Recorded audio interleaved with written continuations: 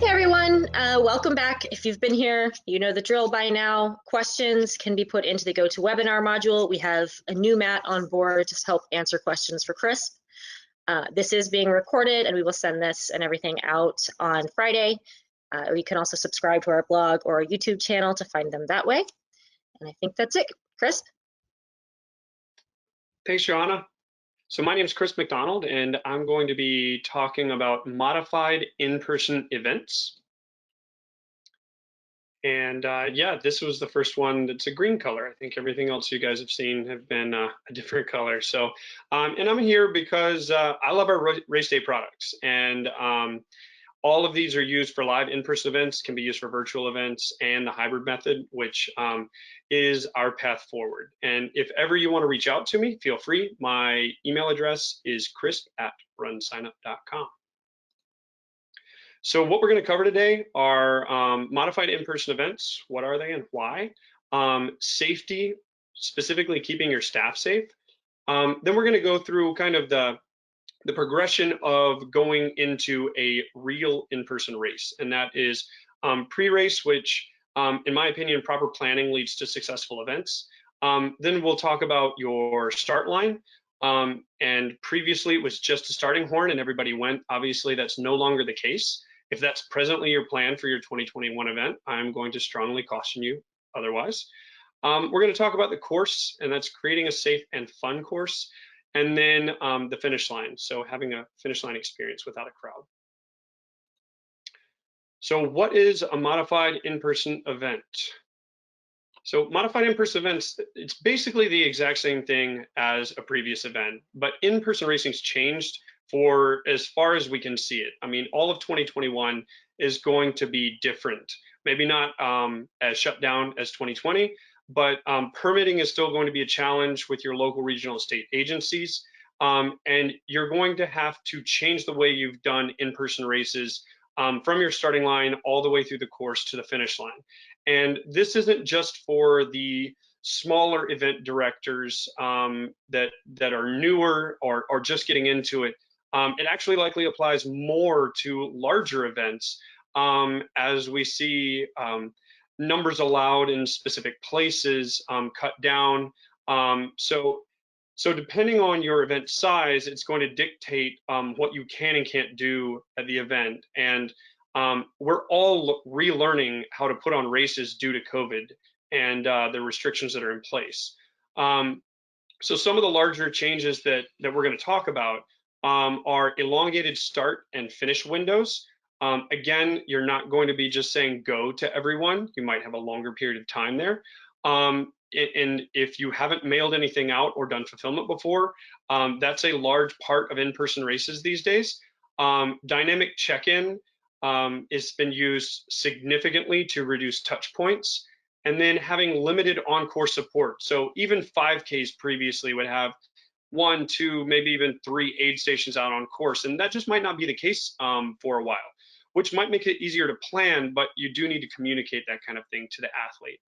And then again, until most of these restrictions are lifted, there's going to be no post-race festivities on site, or very limited post-race festivities on site. So first we're going to talk about staff management and safety, and we'll kind of circle back to this periodically throughout the session. So you have to remember, a lot of athletes are not going to be wearing masks while at the race, while racing. Now, obviously you'll be more than likely requesting them to wear masks while they're not racing. And in some scenarios, they are required to wear masks while racing, but you do need to take necessary precautions to limit you and your staff's exposure. So you can do this by a number of different ways. One way that I think is most effective, it's not the most fun, but you're already getting up at 4 a.m. anyway. So what's 3:30? It's already painful on race morning. So just rip off the Band-Aid, get up a little bit earlier, and get completely set up in advance. And that way your staff is not, say, at the finish line setting up fencing or truss or things like that while people are showing up. Same goes for getting the course set up in advance, so they're not moving waters around or moving around any other things that are your resources on course. Everything is set up and so they can be away from athletes as needed. And then you'll also need to wipe down all touch points with approved disinfectant. The CDC has a list of those, as does your local health department. And so if ever you're in question, I found that you can contact a physician and they'll give you you probably have friends that are doctors, or you have your own primary care physician that'll give you a list of products that'll be safe for wiping things down. I would also consider providing PPE for your staff. Now, you don't have to, but it is another way to possibly brand. I know as race management companies, timing companies, things like that, we all love to put our name on everything for marketing purposes. So what better than providing a face mask with your branded logo on there, and it looks pretty classy as well. But also, if they're going to be touching things that if you do have single-use cups or things like that that are maybe going to be on the ground, make sure that you're providing them with necessary gloves or whatever else, so that they're not in contact with things that they shouldn't be. And then also consider providing no-touch services. And that's on the race side. So limiting exposure by removing any touch points that are unnecessary. So a lot of us have gotten into the habit at real races of having kiosks or printed receipts or gathering points like TVs, anything that people gather around.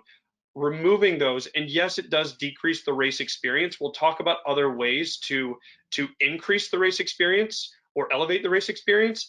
But anything that causes people to come together for the foreseeable future, we're going to try to limit.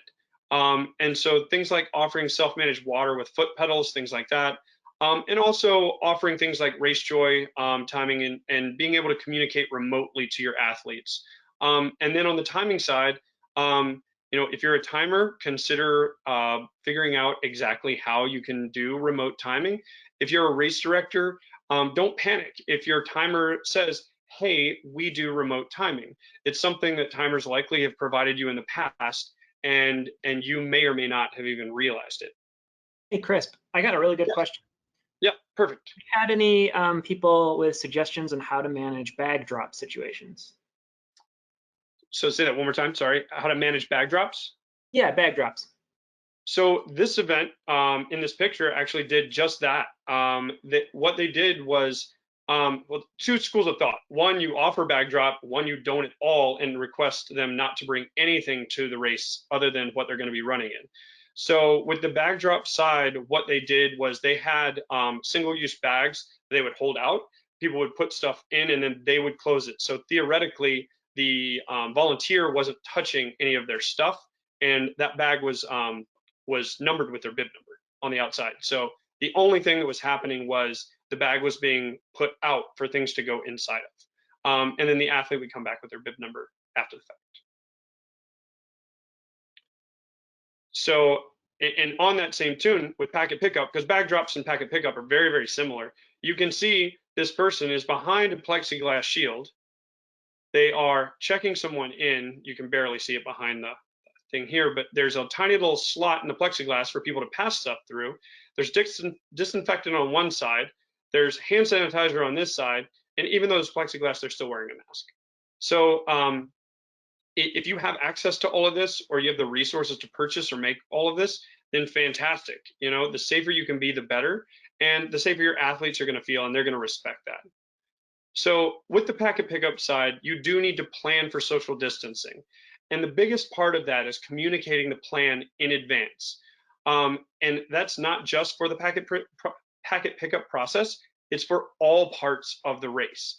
And I say that because things are different. Some athletes still don't get that we're within a pandemic and that things are going to be different at the event. And so communicating that in advance regularly is very, very important. I actually even put a little a block down here about email marketing. Tomorrow from 2:30 to 2:50, there's going to be a email marketing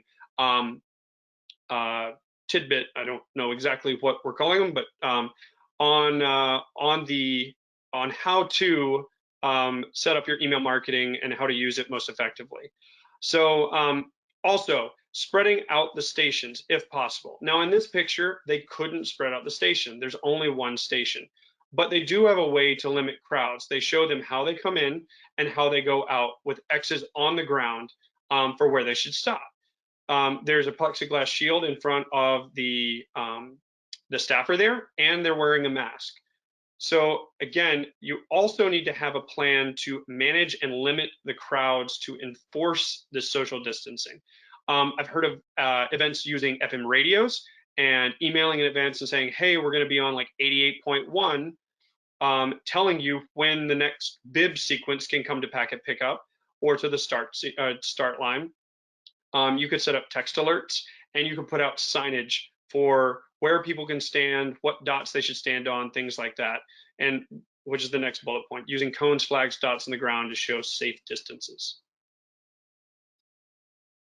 So here's another event, and this is giving a huge, and I mean, this person's probably 5.5 feet tall on the bottom left, with an enormous masks required sign and a huge packet pickup sign over top. And so in the top right, you can see that how far the white tint is from the handful of people that are kind of in the top right of that photo. So they left packet pickup a long way away so that they weren't having crowds anywhere near the course or anywhere near the start finish line. And when you got up close to packet pickup, you could see they had plexiglass frames up, and each set was, I would think it was like 12 or 15 feet apart. Now, not everyone can do this, but it is helpful to spread things apart as much as possible. Also in that top right corner, it might be a little bit hard to see, and I don't know if my mouse shows up when I move it, but there are dots on the ground, and all the dots are 10 feet apart. So that gives people an idea of where they can stand when they're going up in the line. In addition, there is a hand sanitation station in the middle and off to the side. So again, they're giving plenty of space for the lines, and also they're giving plenty of ways to protect their staff, and they're giving ways for the athletes to be safe by using hand sanitizer. So also with packet pickup, consider mailing out the packets. Now, you do need to remember that there's going to be extra costs, and the biggest thing, everybody goes to increased costs. Like, okay, I'm gonna incur $5 or $6 per shipment going out, or maybe more depending on what you're sending. And some of those things are going to be lost, so you're going to have to backfill any lost items. However, the bigger thing here is your lead time for ordering those changes, which therein removes the buffer that you might have, because with races right now, they're seeing an uptick in late registrations because so many athletes think the events are still going to get canceled. So consumer confidence is increasing. However, they just don't feel confident until later in the registration scheme. So you do need to turn on the shipping management tools on RunSignup. And again, tomorrow from 2:30 to 2:50, there's a tidbit on how to set up shipping management. So if that's something that you're planning to do, whether it be before or after or for a virtual event, I would strongly advise jumping on that.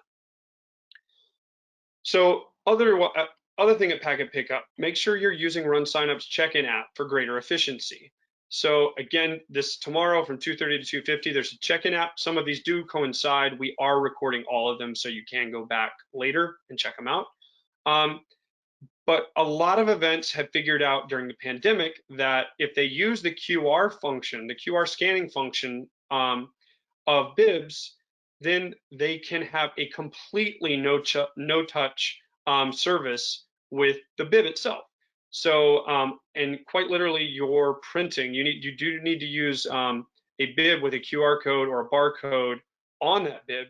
But it's a great way to set up your packet pickup process and have less things touched. Also, when you're using that, you need to ensure that your settings are uploaded to the cloud so that you can use those settings on multiple devices. It is a great way to scale quickly, which can decrease lines. And by decreasing lines, you're decreasing the number of people crowded in one place. So again, make sure if this is something you're interested in, you check this out tomorrow. So also, you can consider adding packet pickup for bibs only as part of the start line shoot. And so what that is once the athlete comes to check in, they dynamically are assigned a bib, and then they start the race. They don't go anywhere else. And so then you could give them their shirt or any other goodie bags at the end of the race, at the finish line. So this avoids participants going back to the cars, and it's easier to manage how many people you have on site. So this, I think you should be able to see this. This is where you come in, and as soon as you go to packet pickup, you go off onto the course. And that way, they don't have anybody going back. And again, I'll play it one more time. So no exit once you get in and get your bib, and off you go. So it's a great way to manage participants on course as part of the packet pickup procedure. And that leads us directly into the start line. So there's a number of different start line options that support social distancing. So one is you can add multiple courses, same distance, different locations. You can increase the dates to spread things out. You can even set up staggered starts and corrals, things like that. But in doing so, number one, you need to talk to all parts of your team. That, again, if you're a race director, you need to discuss what you're planning on doing with the timer to make sure they can manage this as well. And you also need to go through your logistics. So is this going to be a single day or a multi-day event? Is the events on closed roads that have to be open by a certain time? And then you also have your resource management, and that is, do you have enough equipment, power, staff to man multiple shifts if it becomes a longer event? So some different starting line options. Mass start, we're not even going to talk about it. It's COVID, don't do it. Mass starts are bad right now. I can't wait for the day that we can go back and shoot a cannon off and 50,000 people run off. But that's not what we should be doing right now. So then we have limited wave start, which is basically the same as corrals. So you start X amount of people every Y amount of minutes, or you can set that up however you want to. And if you don't know how to set that up within RunSignup, you can go in, and tomorrow from 1 to 2, we're going to be talking about the corral platform on the backside of RunSignup. So the pros of this is athletes feel like they're racing each other, even if it's in smaller groups. The cons, they may be confused as to who's in what wave or corral. So again, you'll be communicating heavily there. Then we have time trial starts. And that's one athlete every so many seconds. The good news there is athletes are spread out and there's minimal contact. However, the starts can take longer. Some athletes don't like time trial starts at all because it's less of a head-to-head racing and more of a race against the clock. Anybody that's got, anybody that does pool swim triathlons, they're basically been doing time trial starts since the beginning. So some people are very, very used to this. Same with time trial cyclists, but other 5K runners aren't as used to this and don't like it as much. You have a grid start. So this is where everyone or almost everyone starts at once, but you've set up a grid out on the starting area. This might allow for larger waves as you're spreading people out. So this is in conjunction with wave starts. However, because you're spreading so many people out, you're likely going to need start mats there. So the pro there is everyone starts 6 feet apart and everybody gets through the start line fairly quickly. But the con there is you do have to time off of chip time. And for timers, if they have limited equipment, that could be hard. And there's a bit more setup because you need cones, chalk, or tape to set that up. The next is an open start finish. So an example of this is having a 2-hour window for people to start and or finish. The pro here is athletes can start when they feel comfortable. The con is they could still be running in groups with friends who choose to run together, and that could make it look bad. I know personally, I have done one of these, and we said you have 30 minutes to start, and the first few people trickled out, and then 100 people ran.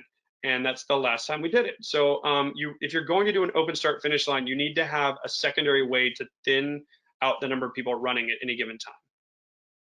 And then the final is a multi-day event open start finish, which is just basically an elongated open start finish. And events like the Richmond Marathon did this very successfully over 16 days, where they had, I think it was 5 a.m. to 5:30 p.m. or 5 a.m. to 5 p.m.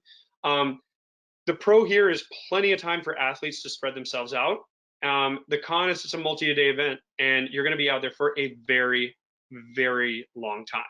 So keep that in mind, not just with yourself, but with your volunteers and your equipment. So here's some pictures of these setups. And if you ever want to see a picture of your event in one of these slideshows, feel free to shoot me an email with pictures, and I'll be glad to add it in. So you can see these cones are a bit apart, which is spreading people out, and they're about to run across a mat. Larger cones, and they tell everybody to stand to one side. This is an overhead shot, the same thing. You can see the same little orange dots on the ground. And here's a grassy start, and they used surveyor flags to spread people out. So this was a time trial start. There were 2 lines going down either side. This one you can see there's spray chalk X's. The middle one, you can see there's spray chalk X's on the ground. And then on this final one, you can see there's tape on the ground, yellow dots. So now we're going to get into the course itself. Finding a course. So if you're using roads, you do need to ensure that your last finisher in the last wave will have enough time to finish prior to traffic being allowed onto course. And for 21, we're still seeing a trend of events moving off-road or on paved trails or private land. So if you're doing that and you're going to have an elongated start-finish time, you do need to consider how much light will be on course if you're planning to run outside of sunup. And that's because some athletes do not feel safe running before the sun comes up or after the sun goes down. So for instance, this course on the right, this paved trail is beautiful. However, the sun's not going to be at a very high level until later in the day, and it's going to get darker there earlier. So you do need to go out and check that out in advance. Also, parking may be less of an issue in normal years because you're spreading things out on that timeline. So you could possibly consider courses that would have never worked before due to limitations in parking. In terms of the way you're going to run the course, out and back courses obviously reduce the equipment and staff needed for splits and things like that. But loop courses provide more of a socially distant race experience. So obviously, if you're running out and back and it's a 10-foot wide course, you know, people are going to be within 7 or 8 feet of each other running directly at each other. So just something to consider when you're going out and picking your course. Other things are managing resources. So elongating that start time can easily make a simple 5K as long as a half marathon. And if you think about how you bill out or you pay for things for a half versus a 5K, that's how you need to look at it, because your staff and volunteers, your donations might have to be greater for the volunteer. Your payment might have to be more for the staff. And so it is something you need to keep in mind when you're looking at budgeting for these type of races. In addition to that, your power, connectivity, and data could be a little bit different as well. So on the timing side, you need to consider moving splits to power sources so they can be plugged in, or use generators if you have them. Now, generators can grow legs, especially inverter generators like the one in this picture. So they do need to be in safe places or monitored by a volunteer. There's also creative solar applications that people have been able to put out solar arrays to power their splits for longer periods of time. Also, consider outfitting split points with SIM cards. Again, I realize this might be like a 201 or 301 level thing to think about, but it does reduce your staff and increase speed of results, especially if you have a very long time period for a run. But you do need to make sure you have connectivity at that split if you've moved, further out of town or you're, deep in the woods. And you need to confirm your data plan will hold up for those longer races. So I also talk about staff again here because staff are in some way a resource for your event. So in advance, you do need to let your staff know what your expectations are prior to their arrival. And you can do that via email. You can do that with our volunteer platform, which tomorrow from 3 until 3:20, we're going to be going through our volunteer platform. I would suggest getting plexiglass in between staff and athletes. For the timers, think about timing remotely or place the timing tent or van on the opposite side of the finish line so it's further away, and it can be more of a challenge for the staff and athlete interactions. And then also consider adding a staffer or a volunteer with a bike or car running RaceJoy activated, so you actually know, because again, you're going to have a longer start-stop time. That way you know where that final person is, and so you can relieve staff as needed. And this is just a cool video of other resources that you can, I saw this at an event, and how to, oh, that didn't work. Go back. So you step on the foot pedal and water comes out. So again, it's a resource that maybe you've never needed before, but it might be very, very helpful to have for athlete safety, staff safety, and just making people feel more comfortable at the race. So in terms of tracking people and monitoring things on the course, RaceJoy is a great option. It does make an enhanced race experience by creating like tangible on-site and virtual courses. So there's plenty of talk tomorrow from 3:30 to 4, more about RaceJoy. And we've done a number of other seminars on how to set up RaceJoy for virtual events. And a lot of people have used that for greater engagement. But it does provide you with a safe real-time engagement with the athletes. And it allows you for better branding since you're not having crowds at your event. It provides another sponsorship branding experience. So you can upsell that and cover the cost of RaceJoy for yourself. You can also integrate that with automated results, and it provides the athletes with performance data like on-course split or on-course pace. And you can customize map tools, and also for more advanced users, they can use this in some remote timing ways. So your timer can use this in really cool ways. So again, there's progress updates every mile. So the app's running on their phone. You can see the dot move along. There's also a monitoring function on the back end, so you can see everyone running at one time that's using it. There's text alerts going out that gives people notifications. Other folks can sign up for notifications on how people are doing and what their times were. So again, it's a great way of engaging spectators without them being on course, because the whole thing here is we don't want everyone to show up to the race. The other really cool thing is you can send a cheer. And again, a lot of these spectators aren't coming to cheer on their friends anymore. They can sit at home and do text to cheer messages and really engage that athlete and let them know that they are being thought of. And it's just a great way to keep everyone involved in your race when they can't physically be there. So some other key race organizer features are the custom course audio. And so you can set those up whether they're geo-based or distance-based. And then there's a full-on communication system in there. And then also there's a race day monitoring system, so you can go back and see where people were on course, things like that. But on the communication system, you can send a notification out, let people know like there's a thunderstorm coming and they need to take shelter or something. So another big thing on the on-course experience is just elevating that on-course experience. And one of the biggest things, in my opinion, to remember is you want to create a successful in-person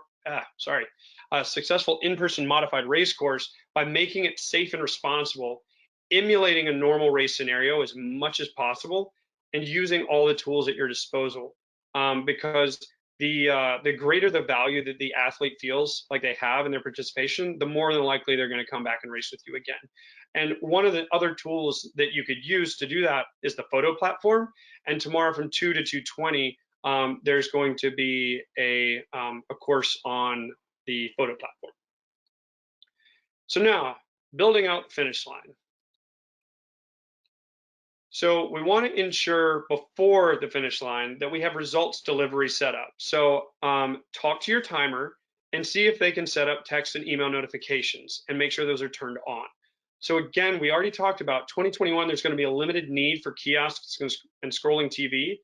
You've worked really, really hard at this point to segment people out, whether by setting up a different packet pickup experience or a different start line, or elongating the times. Don't turn around and find ways to get them back together by kiosks and scrolling TVs. Another way of managing that is considering having PDF awards emailed from the timer to you, which again limits that printing handoff, and it's likely going to get there faster. So you can always look at PDFs on your phone, and it's a great other way to get those results without having to have multiple people touch things. And then also setting up finisher certificates. And tomorrow there's going to be a session on digital bibs and finisher certificates from 1:30 to 1:50. And those can be used in a bunch of different ways, whether they be virtual events, real events. So the one on the right was a virtual challenge, but you could set yours up the exact same way for an in-person event. The one on the left was an interesting way of doing things. It was a certificate of completion. So they actually hid the results and just had a certificate of completion with the participant's name to engage people that were more novice athletes. So again, you can use a lot of different ways to engage athletes, and you know the best way to engage with your athlete. Hey, Chris. Yep. You wouldn't mind, we had a couple of questions about on-course accommodations for hydration and Sure. bathrooms and stuff too as well. So there's one that says, have any races been successful with cupless? Just trying to figure out safe ways to do water stops with a foot pump option.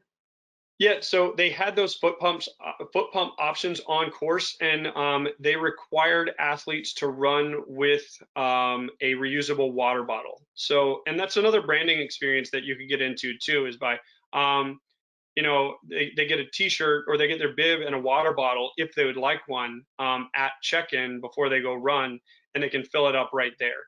And so on the bathroom side, I mean, the biggest thing is sanitation and making sure that you're basically going to have attendants that clean those quite regularly, and making sure also there's been times where people didn't pay, pre-COVID, for the hand washing stations and things like that.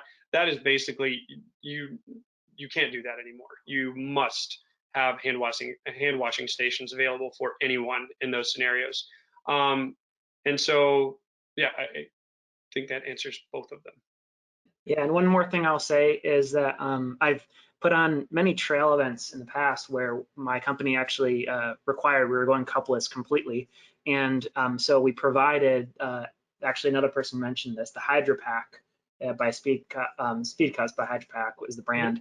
And we actually gave those out as swag to the runners. And so everybody had their own personal device to carry water on the course. Very popular in trail runs and ultra marathons. So it's definitely adaptable to this new normal. Yep, and they also have like silicone cups that can squish down and stick in your pocket and things like that. If you don't want to carry a full-on backpack, so they could use the foot pump and a little silicone cup. So there's a bunch of different products out there that you could get creative with. So, but once that athlete does get to the finish line, what should it look like? There should be no crowd, period.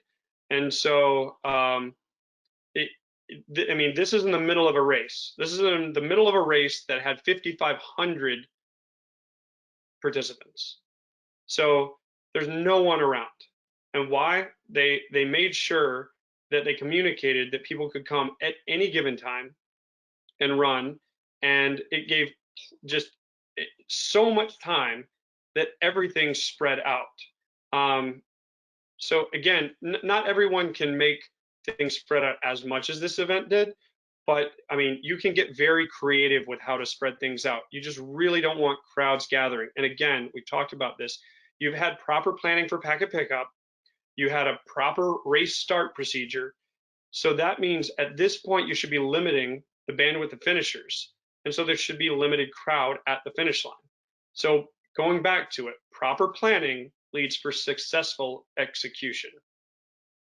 So there are different finish line options. There's a separate start finish line and a shared start finish line. And those are going to be determined by several factors: event distance, size, the staff and volunteers available, and equipment available. And again, I'm just going to keep pointing out, there's not large groups of people at the finish line. And this is a lot of information. You guys are going to get copies of this, but I just wanted to say the idea here is coming up with a formula so that you know how many people are going to be coming through at any given time. And then secondarily, is there going to be overlap at the finish line? So if you don't have a high bandwidth event, you don't have thousands and thousands of people, you could potentially have a shared start finish line. If you have a very short event where everyone's going to start before anyone finishes, then you could probably have a short finish. You could probably have a shared start finish line. But after that, you really need to look at how many people are going to be running back while people are starting. And so you can do that math with when you expect your first finisher, how you're starting your event in waves, and how wide those waves are spaced out. You just don't want people running directly into each other. So again, I've got more pictures of start finish lines. And the one thing you're going to notice is the sparse setup. And part of that is because they might have to get off the road faster than they had before because they're taking longer, or they're on trail now. And so in all of these pictures, you're not seeing crowds gathered on the side. Even with an event the size of Ironman Florida, which normally has people all up and down the side banging on those placards, you see the people that handed off the finish line banner or the winner banner have masks on, and no one is standing around. Everyone is away. So other finish line factors to consider. Consider limiting the award ceremony. You could pre-place the awards on the table and allow the athlete to come up and take their award, or you could do Zoom awards or something similar. However, if doing that, you do need to get comfortable with that award format, or someone on your team does, because you're going to be in charge of that setup and management. Now, and with that, you're going to likely have to mail out. So if you're paying for Zoom, because you're going to have a number of people on there, you need to build that cost structure when planning the event. And in addition to that, you're mailing out awards, so you need to consider that when you're building out your budget. So both of those could potentially increase your budget, decrease revenue. And so you can get creative with, sponsor banner placement and things like that on those Zoom calls. So before we wrap up, I did just want to point out the Race Day suite of products and how they're used on site in these modified in-person events. So registration, you're not setting up kiosks for people to register. You're going to ask them to register on their phone. And that's because, again, you just don't want people to touch things. Bid management, you can do this in advance, or you can use the check-in app, which is just below right here, to help with the dynamic bib assignment. RaceJoy has probably become one of the biggest tools used at RunSignup during the pandemic. And it will continue to be like just a resource that everyone will continue to use going forward, because it's just, I think most people hadn't used it, now they have, and they will continue. The photo section is a great way to continue branding your event and engage athletes that might not be on course all at one time. Results are no longer going to be on screens or printouts. So now you're going to really want to point people to the results at RunSignup, which is great because they can click into their result at RunSignup. They can see the photos, they can upload photos, they can see their finisher certificate. You can make custom digital bibs in there. It's fantastic. So again, the result platform is more robust than just the results themselves. And then scoring, RunSignup purchased Race Director years ago, and now we've built out an amazing scoring platform, Race Day Scoring. And if you're a timer and have not used it and would love to learn more about it, we are doing a training. I can't remember the date. Matt might have to help me on that one. Or you can shoot. What's that? I want to say around mid-February. I think it's like the 5th. And so in addition to that, if you want to learn more about it, feel free to reach out to me. I'd gladly give you a walkthrough. The other thing is you have timers as a race resource. And so you can go on and search for timers on RunSignup, and you can look for these badges, which are Race Day certified and RaceJoy certified. So Race Day certified timers have been through training on how to use our products, and RaceJoy certified timers have been through the similar training for RaceJoy specifically. And the reason why I bring this up is because registration setup for hybrid events can get very complex. Results setup and management with the verification of that data and resolving issues can also be burdensome. And then you have on-site and remote timing. So scored timing is one big step towards real racing. So if you're coming back, I would suggest putting mats on the ground and chip timing them. And so you could consider pairing that start finish timing with a supplement like RaceJoy. And RaceJoy is exclusively offered through certified timers. So with that being said, I nailed it right on 4 o'clock. Are there any questions? There's a couple actually around triathlon, and I figured that you'd be a really good person to ask those questions too. So yeah, just asking about how do they recommend managing a transition area specifically? So transition areas, it's funny. There's positives and negatives there. The positive is there's a outright how-to guide, basically written or directive put out by USA Triathlon.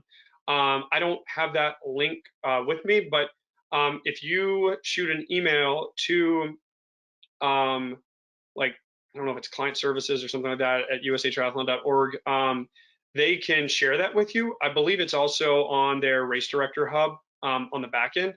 But I mean, it outlines very specifically what their expectations are instead of in terms of how to lay out a transition area. Maybe not specifically layout, but how far apart the rack should be, how many people per rack, if you need hand sanitizing stations, things like that. So, I mean, I'm fairly certain it's two people per rack, with the assumption the racks are 10 feet long, which means you do need a much larger space to manage the same number of athletes for triathlon.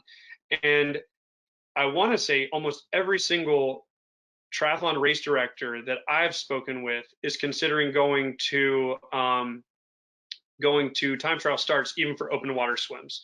It's just such an easy button. Triathletes are used to this. And just because you go to time trial starts doesn't mean you have to have one line of people. You could easily spread out. And again, this is determined by how much timing equipment you have, because people are starting at arbitrary times. So you would need a start mat at each one of these. But theoretically, you could have 5 or 10 different chutes for people to line up in. And you could have all those people starting at one time separately. So, after 6 feet or 5 seconds or 10 seconds has passed, the next person can go. And that gets people on course. And I mean, unlike most road racing, the speed of triathletes is usually much more variable. And so once you get them in the water, the swim is like the great decider, if you will. Very few people swim at the same rate. And so, as you well know, you rarely have millions of people coming in the swim at the same time. And then on the bike, you already have regulations about no groups and staying 3 bike lengths apart, things like that, no drafting. And so by the time they get to the run, usually they're fairly spread out. Any other triathlon-based questions? No, that looks like it. We just did have one come in. If we have the time to answer it, otherwise I can just type it out. Yeah, Yeah. So they have a small kids race. They don't really have the funds for a fancy timer, so they just pull bib numbers and then collect the times manually for the kids. Do you have any other suggestions for distancing when all the kids tend to finish at the same time? What you could do is you could invest in something like race day scoring could support this for you. And that you would need to line them up and basically manually type in their bib number and set it to time of day as their start location. So in theory, you're still timing by, chip time in quotation marks, but there's not an actual chip. So each individual person would get a separate start time. The other thing that you could do is what a lot of pool swim triathlons did before chip timing was a thing. And that is, you can make a matrix of times. It's basically a corral of 1. You don't necessarily have to do this within RunSignup. If it's a small enough event, you could do it just in a spreadsheet. And you could set up, a matrix of every 10 seconds, you're starting an athlete. And it sounds like previously you were already collecting these times very manually. So the hurdle that you're experiencing right now is everyone having a different start time. So you could use there's a couple apps that have this kind of thing, but I mean a CSV file would likely work as well. because all you're really wanting to do, you could write a macro to run that, just typing in their bib number and what time the athlete started. But again, race day scoring can support manual timing like that. Yeah, I think one of the best ways to manage a manual type of situation like that is doing like a preset time trial start. Bib 1 starts at 0, bib 2 starts at 10 seconds, bib 3 starts at 20 seconds, and you skip people if they don't show. And then you can pretty easily do the math with a spreadsheet based on their finish time and the original start time to get their net time. The only hard part that you run into when you do things that way, and with a kids race, it might not be that big of a deal because you don't have that many age groups as you do in adult races. So if you're just doing like overall top 3 males and females or boys and girls, then it's pretty simple. You can sort by time and sex. But if you have to do age groups, it can get a bit more complicated, and that's when I kind of advise timing to come into play, or at least a scoring platform to come into play. Thanks, everyone. I think the next session starts in about 14 minutes. I believe that's right. And it is a wrap up of hybrid racing, which is an amalgam of everything that you have listened to today. So I appreciate everyone joining, and we'll catch you on the next session in about 13 minutes.